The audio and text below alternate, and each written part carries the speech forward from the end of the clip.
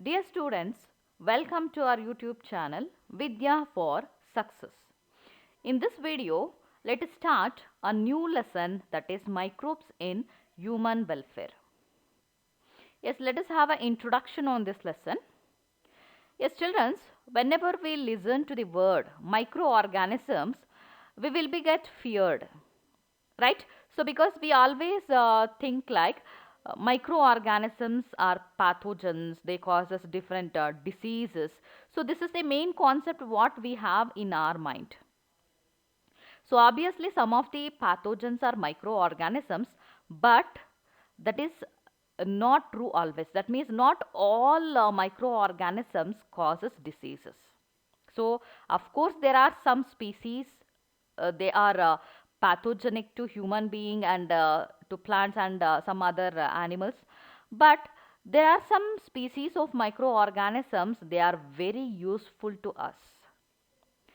So you imagine or not, you believe or not, without microorganisms we can't survive. So they are the part of our life. So in our body, within our body, we can see different microorganisms. So in a mouth itself, we have hundreds of different varieties of microorganisms. So they are the part of our life. Without microorganisms, we can't survive, right?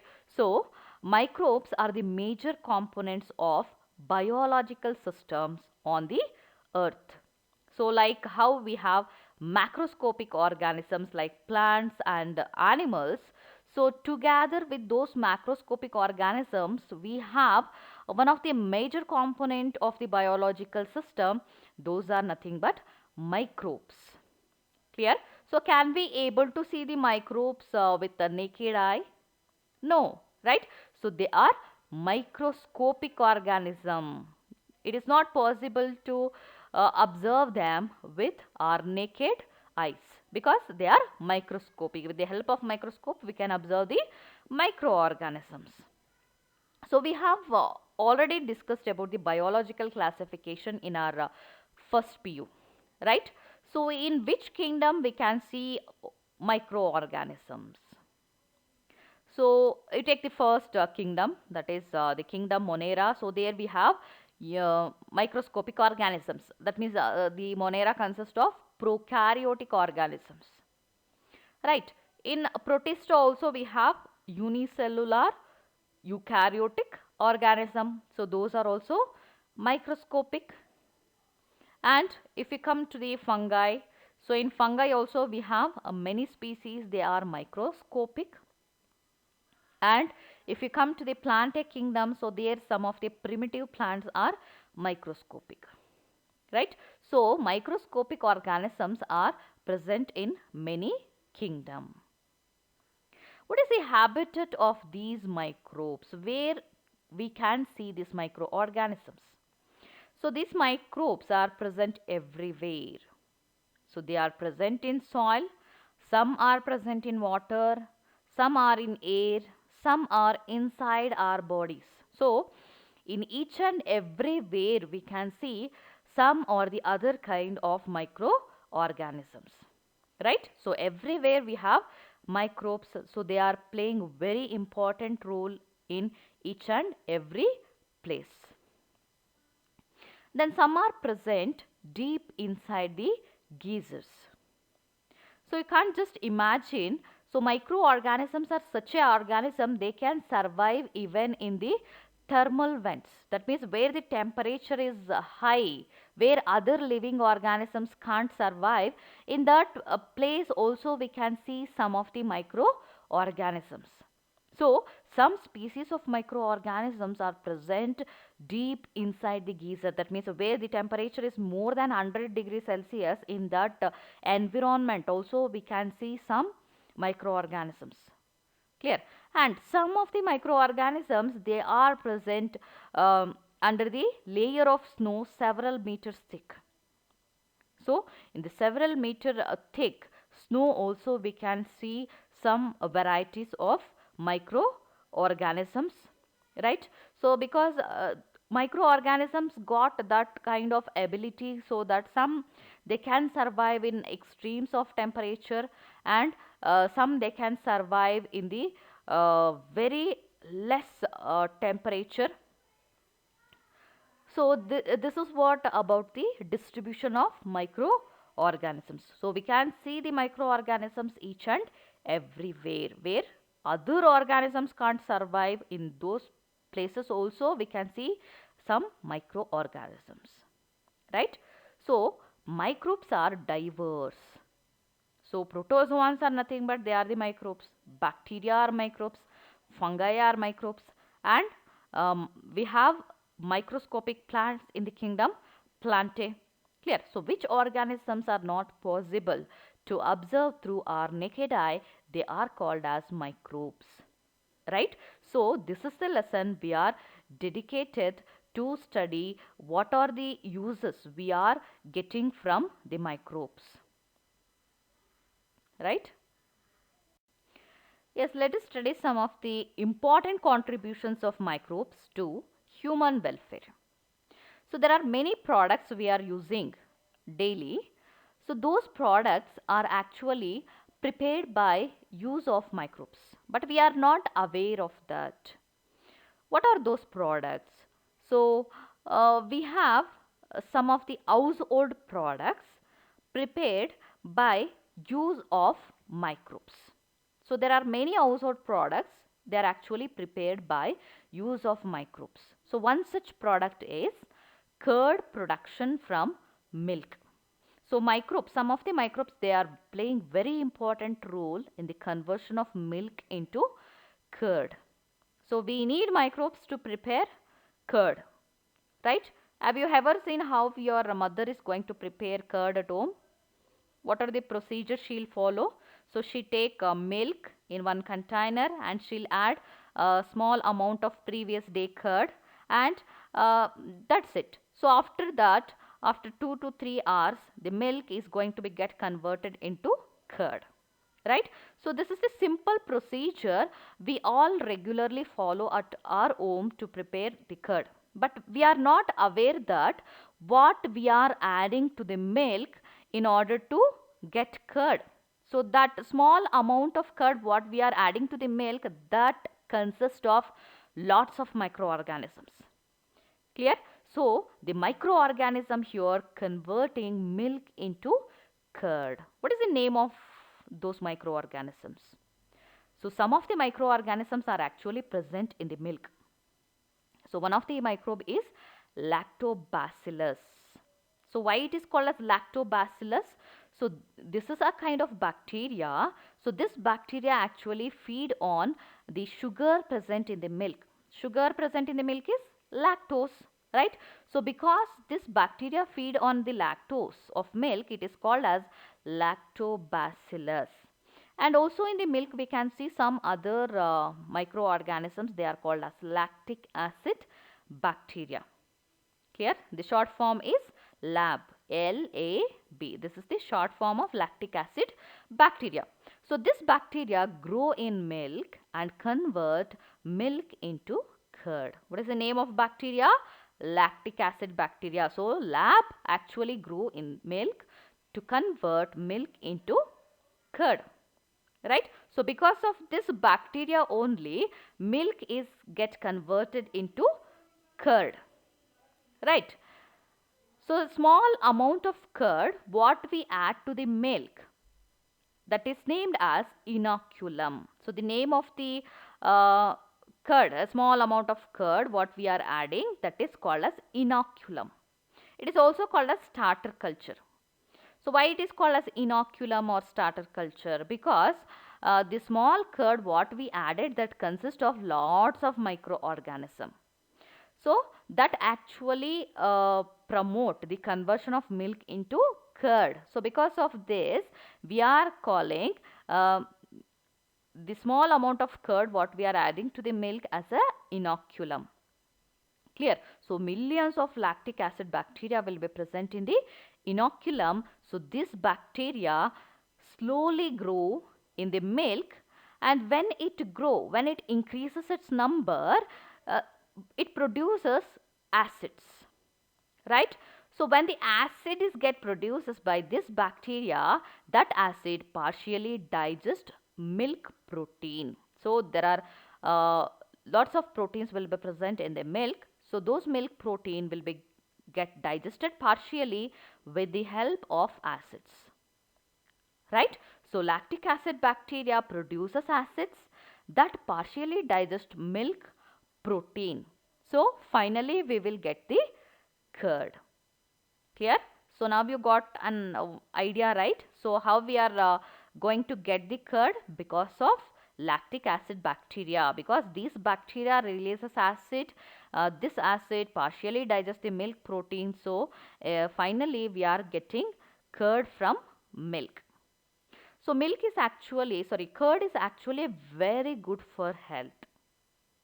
When your stomach is upset, if you visit doctor will not prescribe you to take milk.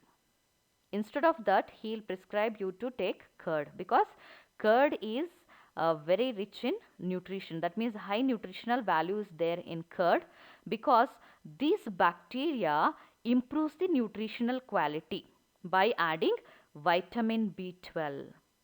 Clear? So curd consists of vitamin B12, so that it is rich in nutritional value. Then it also reduces disease causing microbes in our body. So because of these two benefits, the curd is very good for health. Right, children?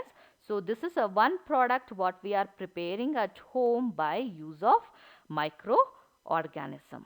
So which microorganism we are using to get curd? Yes, the name of bacteria is lactic acid bacteria. The short form is LAB. One more household product actually prepared by use of microorganism is dough. So dough preparation comes out very well because of these microorganisms. So do you know the preparation of idli and dosa dough? So we all usually prepare the dough at home, right? So what are the procedure we follow for making idli and dosa dough? So we grind the soaked rice and dal, and that grinded paste we leave as it is for overnight, right? And during that time, so when we left the paste overnight, the fermentation takes place.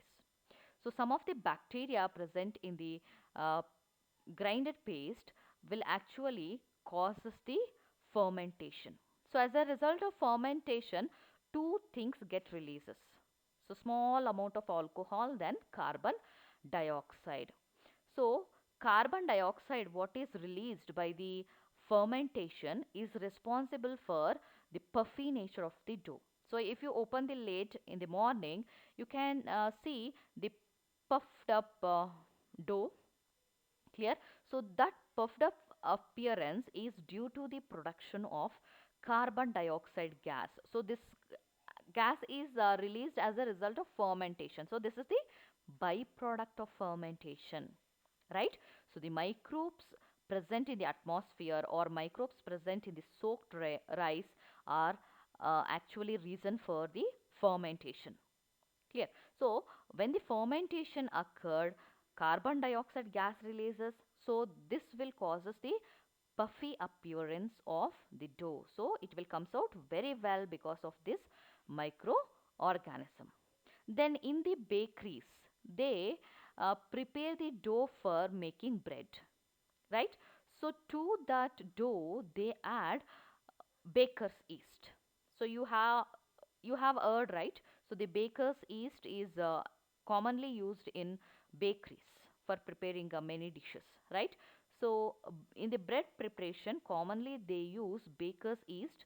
So when they add baker's yeast to the dough, uh, fermentation takes place, right? So as a result of fermentation, carbon dioxide will be releases. Clear? So when we cook the dough, the bread will comes out very well. That means the puff up appearance we can also see in the bread. This is because of the released carbon dioxide as a result of fermentation. Understood? So the scientific name what we use for the baker's yeast is Saccharomyces cerevisiae. So these two are the best example where we can see the action of microorganism. So what is actually takes place to cause the puffy appearance of the dough? Fermentation, right? So the fermentation is takes place by bacteria in the idli and dosa dough preparation. In case of bread dough, they use yeast. Yeast is a fungi, right? So baker's yeast is used in order to uh, get a very good puffy bread in the bakeries. Yes, see, one more product what is getting by the use of microorganism is traditional drinks and foods. Some of the traditional drinks and foods are prepared by using microorganisms. Best example of traditional drink is toddy. So toddy is a traditional drink of South India. So for preparing this traditional drink, first they will collect the sap from a tree called as palm tree, right? So on the surface of palm stem, they will make a small wound. So from that wounded region, a fluid will comes out, and that fluid actually collected in one container, right? And to that collected sap, they will add some microorganisms. So why they add microorganism? For fermentation. So after fermentation, they use that fluid as a traditional drink that is named as toddy. So toddy is a traditional drink. This is actually prepared by using microorganism. So what is the role of microorganism here? So they causes fermentation. So some sour taste, a bit some bittery sour taste will come to the drink because of the fermentation, right? And some of the food also prepared by using microorganisms. So the best example is the fermentation of fish. So for fermenting fish, they use microorganism, and for soya bean fermentation, they use microbes. Then in the bamboo shoot pickle preparation, they use microorganism. So by the action of microorganism, so these food items will become very soft, and actually the fermentation takes place. It will give some what different taste to the food, right? So these are the few examples of food and traditional drink prepared by using microorganism. Yes, cheese is a one more household product. This is prepared by using microbes. So without microbes, we can't prepare cheese, because microbes play a very important role in the cheese preparation, right? So different microbes are used. In some cheese, they use bacteria, and in some they use fungi. So what kind of organisms are used in the cheese preparation that actually give a characteristic texture, flavor and taste to the cheese? So nowadays in the market, different varieties of cheese will be available. So those are different in texture, flavor and taste, right? So this characteristic texture and flavor is given to the cheese by the action of microorganism. So what microbe we actually used in the cheese preparation, that will decide the characteristic texture and flavor, right? So the best example of cheese prepared by using bacteria is Swiss cheese. So Swiss cheese is actually consisting of large hole. So this large hole is a result of carbon dioxide. So when the bacteria is added to the cheese preparation, this releases lots of carbon dioxide. So as a result of that, we can see the large hole in the Swiss cheese. So what is the name of that bacteria? Propionibacterium shermani, right? So Propionibacterium shermani is the kind of bacteria used in the Swiss cheese preparation. So the large hole what we can see this in the Swiss cheese is because of the lots of carbon dioxide released by this bacteria. And one more example of cheese is Roquefort cheese. So this cheese is prepared by growing fungi on it. So the kind of fungi used is Penicillium roqueforti. So Penicillium roqueforti is the name of fungi. So this specific fungi is used in the cheese preparation. So they will add this fungi in the cheese preparation. So this will causes the ripening of cheese. So as a result of ripening, it will give somewhat different flavor and texture to the cheese, and this cheese prepared by the fungi Penicillium roqueforti is named as Roquefort cheese, right? So these two are the different kind of cheese prepared by using different microorganism. Swiss cheese is prepared by using Propionibacterium shermani. Roquefort cheese is prepared by using Penicillium roqueforti. This is the kind of fungi, and Propionibacterium shermani is a bacteria, right? So in today's class we have discussed regarding the different household products prepared by using number of microorganisms, right? So I hope you understood today's class. So in our coming video we are going to study how the microbes are used in the industrial products, right? Thank you.